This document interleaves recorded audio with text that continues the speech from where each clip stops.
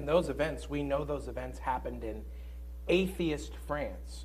So we know beyond the shadow of a doubt it's not talking about specific territory, but it's talking about a spiritual symbol.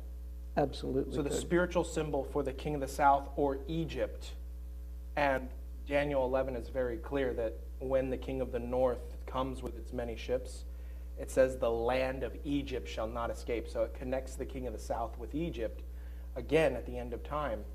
And we know that spiritual Egypt represents atheism in the world, or secularistic powers, or communism. The powers of the alt-left versus the powers of the alt-right. Absolutely, Kody. So for Doug to say that the king of the south is now Islam, it's garbage. It's not true. It's and we see the rise of atheism. We see it today in our world. It's all over the place.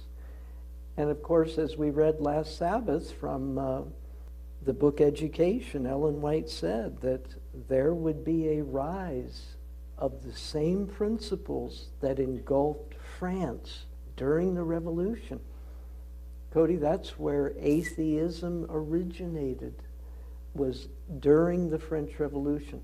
So, having said all that, I want to get to the letter.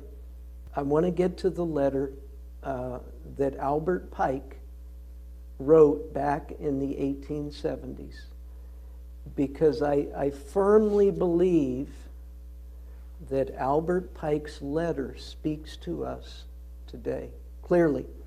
Now, Kody, you've put it down here.